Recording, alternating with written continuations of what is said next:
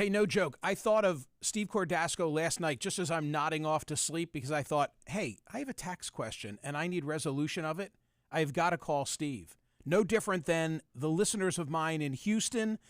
In their case, in their second marriage, each with grown children, they don't get along, meaning the kids, the parents have considerable assets. There was a dispute brewing. What happens to our estate? What do we do? What about that guy Smerconish recommended, Steve Cordasco? Yeah. So they call Steve Cordasco and the team at Mercer, and the team was able to put together a comprehensive estate plan to help ensure the parents' intentions will be met and everything will be secure and their wishes carried out. Call Steve Cordasco, 855-558-3500. Get your estate in order before it's too late. 855-558-3500. Cordasco Financial Network, that's a trade name owned by Mercer Global Advisors, an SEC-registered investment advisor. Securities are offered through Andrew Garrett, Inc., which is not affiliated with Cordasco Financial Network or Mercer Advisors. Client experiences will vary. Successful outcomes are not guaranteed. Time now for the headlines from Smerconish.com, the newsletter. Usually, I spend my time here talking about the aggregated headlines, and I'll do that, meaning those that I spend tremendous time culling all sorts of media outlets and sources and then try and present to you, as we say, balance delivered daily, 20 aggregated links that if you scroll through them on your smartphone early in the morning, you'll get a good representation of the news of the day and also from a variety of sources. Not all right, not all left. That is the fundamental premise of Smerconish.com, the newsletter. However, I should spend more time talking about our exclusive content because every day we bring to you people that I've made my platform available to who want to offer an interesting perspective. We have a couple of rules: no snark, no defamation, and please don't tether to hard left and hard right perspectives. All right. Into that, what should I say, mix falls PJ DeMuzio. Yes. One of the co-founders of Creative Outfit. Interestingly, they do our YouTube and other video production. Yes, they do. But PJ has written a piece for Smerconish.com and is a guest on TC After Dark this week. Do tell. Michael, you're like an influencer now. This is a collab. It's a collaboration. There needs to be a hashtag. Yeah, you're super cool. This is really fun. I don't think we've ever done this before, that I've had a guest that's also done exclusive content, who, by the way, is a colleague of ours now. So it really is a special thing. But he's not on the podcast and he's not on the website to talk about his work behind the camera per se. He's actually talking about how giving up his cell phone for a year, and when I say giving it up, he destroyed it. He didn't just unplug it and put it away. He physically destroyed it so he would not be tempted. And he gave it up for a year in order to focus on building a business, ironically, a digital business, without that kind of distraction, and built all different other ways of getting in touch with people and focusing on what you really need to focus on. He talks about being a human being, not a human doing. That he was just going through the motions and what it means. Really deep stuff. I enjoyed it. And he's written about it for Smerconish.com That's today. my point. Do smartphones have us evolving in reverse? Now, let me say I find this fascinating, and this is a very enlightening conversation. But he better have that phone back on right frickin' now in case I need him for some video. Okay, it's so funny because you know how responsive he is to us, right? Right. And so I'm like, PJ, like I kind of feel bad about PJ, this. in a lab, Right. yes. But I also get the phone turned on. I also know he has two phones now. He pulls them both out during the interview. But I also asked him, which I'm sure is something you would ask, is okay, I'm not giving my cell phone up. That's not happening. So what can I take from the Smerconish.com piece? What can I take from the conversation on TC After Dark? And that's really an interesting part of it, too. I don't think I could go a day. I couldn't go half a day. I couldn't go 2 seconds. Oh, I'm sorry. What? Sorry, got a call. Hold on. PJ's calling me right now. Actually, I don't talk on the phone a lot. I don't like talking on the phone. No. Just like email me, text me. No. I'm thinking like today, what phone conversations will I have? I have one lined up this afternoon. It's a Zoom. That doesn't count. Doesn't count because that's a meeting. I have to call and see if my car is inspected. So okay, well that's legit. That's legit. But that's not a conversation. No. I don't do conversations on the phone if I can help it. Okay, read PJ's exclusive content piece at smerconish.com. It's in the newsletter as well. Yesterday, a whopping, for a weekday, this is huge. This is like a Saturday CNN vote. 14,259 people cast ballots yesterday at smerconish.com. Okay, what did they find so interesting? They found so interesting the question of, is Liz Cheney's influence ascendant or in decline? 80%. It was 79.98%. 80% said she is ascendant. She is ascendant. And there are a number of links that I'm covering in the newsletter today pertaining to Liz Cheney's lost bid for renomination. CNN makes the point that the cowboy state's electorate is almost entirely Republican.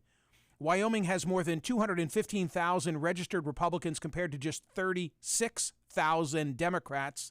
That's a drop of about 15,000 registered Democrats from early 2021. The pool of party switchers, along with a fall-off of more than 3,000 independent voters who likely became Republicans, was nowhere near large enough to save Cheney from defeat. The Wall Street Journal has an interesting editorial about Liz Cheney and her defeat, and they make this observation. See if you agree. We don't believe, says the Wall Street Journal editorial page, we don't believe most of the Republicans who voted for Ms. Cheney's opponent were dismissing the riot as a mere political protest or cheering on Mr. Trump. They were rejecting the strategy of the Democrats and the media to tar the entire GOP as rioters and fanatics. So the Journal says that's what brought out this groundswell of Republicans against Liz Cheney. They know. Republicans know what happened. I'm not sure if this is true. Republicans know that what happened on January 6th was bad stuff, but that they think the media has gone way too far in portraying all Republicans as being complicit. I felt in good company when I read Jeff Greenfield at Politico and when I read Ron Brownstein at The Atlantic. Two friends of the program. They've been guests of mine here on POTUS as well as on CNN many, many times. So what did they write about? Well, Jeff Greenfield, writing in Politico, said this was a non-concession speech from Liz Cheney, echoing thoughts that I presented on radio here yesterday. Greenfield, rarely do we see the kind of concession speech that Cheney delivered tonight. It goes on to make some observations about things that she said and then concludes, there is, however, no doubt that anyone labeling this all as a concession speech has a severe hearing problem. Right, that speech she delivered was a launch speech, not a concession speech. Ron Brownstein, writing in The Atlantic, in some ways, a Cheney 2024 presidential campaign would be unprecedented. There aren't any clear examples of a candidate running a true, here's a word I used yesterday, TC, kamikaze campaign. I said yesterday, in fact, I think I even said, is she prepared to put on the goggles? You said she is absolutely going in there to lose. Right, I guess you don't need a helmet if you're a kamikaze pilot. You really don't. You just need the goggles. You don't even need that. He also says, Ron Brownstein, he also makes another observation that I was talking about yesterday, which is, if you're gaming this out, if you're Liz Cheney and you're gaming this out, like, do I go as a Republican or do I go as an independent? I said to callers yesterday, disabuse yourself of the idea that it would be Liz Cheney and Donald Trump and maybe others standing on the primary stage, right? Didn't I say that? Because I'm not so sure Trump, who's already told us he won't debate in the fall if he's the candidate with the Commission on Presidential Debates, I said there's no guarantee that he's going to participate in the spring primary process either. And Ron Brownstein says this, debates could be another challenge for Cheney. The general feeling among Republicans I spoke with this week is that the RNC would go to almost absurd lengths to avoid allowing Cheney to appear on the same debate stage as Trump. Crystal predicted that the party might try to exclude her by requiring any candidate participating in an RNC-sanctioned debate to commit to supporting the party's eventual nominee in the general election, something Cheney's determination to stop Trump would not allow her to do. Right, there's an example.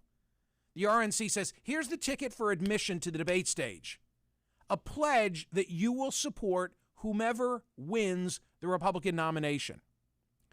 And then there's this headline from Mediaite: Liz Cheney drops audio of concession call to opponent who said she only received a 2-second voicemail. I guess the backstory is that Harriet Hageman appeared with Sean Hannity last night and said that she received a brief 2-second message on her cell phone from Liz Cheney. ISTC, after Liz Cheney then dropped the totality of the voicemail. By the way, do we know why Liz Cheney recorded the voicemail? I think everything's recorded these days. Probably someone was watching Holy her. Smokes. You know, I mean, it's not that they recorded the call itself. Right. They recorded Liz Cheney talking into the phone. She left a voicemail. So Hageman says she called and left a very brief 2-second message. That's the extent of it. I haven't had any other contact with Liz Cheney. She only made one effort, and all she said was, "Hello, Harriet," and then that was the end of it. She just said, "Hello, Harriet," and hung up, Hannity said. Hageman, that was the end of the call. Yes. Let's listen. Please leave a message, and I will call you back as soon as I can. AP's calling it, so we should go. Message. Tell us. Hi, Harriet. Liz Cheney calling. It's about 8:13 on Tuesday the 16th. I'm calling to concede the election and to congratulate you on the win. Thanks. Bye-bye. I don't know. Anything else necessary? Like, what else are you supposed to say? And because she especially on a voicemail, she's supposed to call her back? Like, hey, I'm fine with exactly the way Liz Cheney handled it, and Liz Cheney made very clear she lost. So to go on and say, oh, yeah, she had a 2-second message. VeggieGate. Whew. Inexplicably, this video of Dr. Oz from April went viral this week.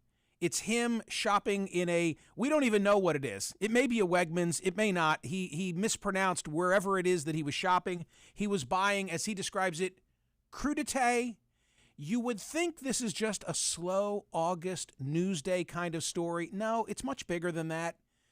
John Fetterman raised $500,000 by creating a meme and making this into an internet story. Very creative. I mean, somebody's doing great work from the Fetterman basement in support of his candidacy, but I find it incredibly distressing about this all-important race in Pennsylvania, which could determine the outcome of the entire Senate control.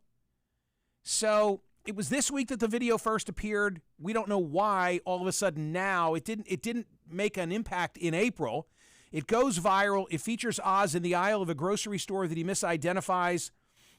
That wasn't the unforced error. It was instead that he labeled what he was buying as crudité.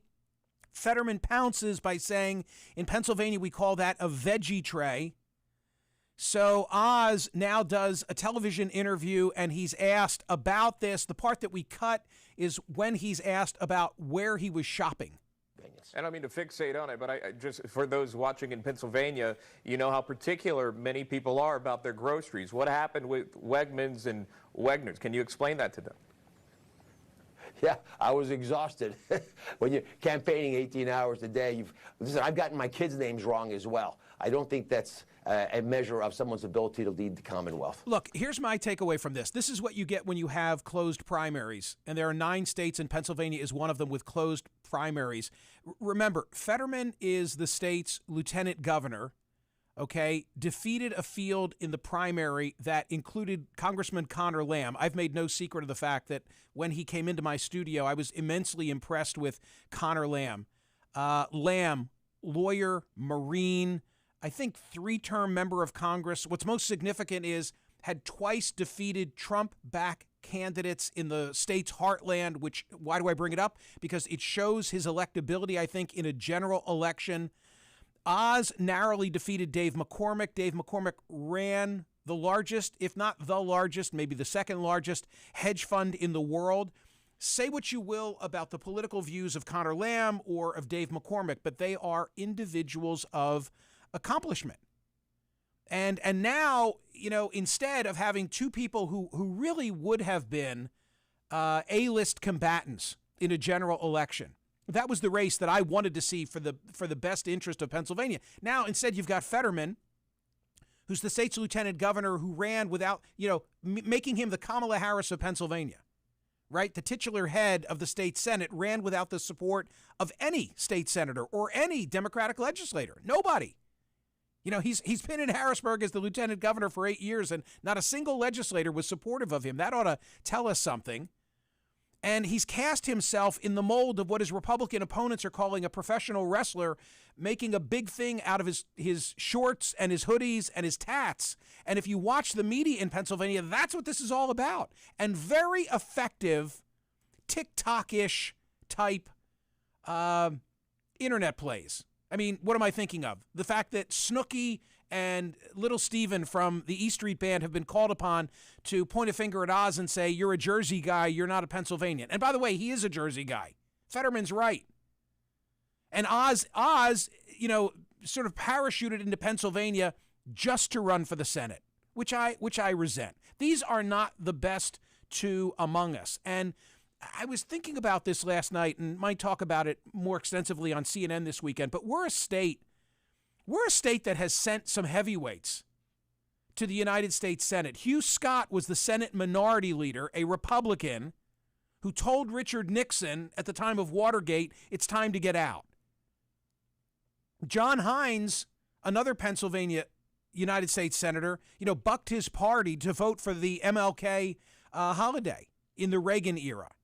Arlen Specter, yes, with whom I had a relationship and regard as a mentor, was an intellect with ethics beyond reproach, a former prosecutor.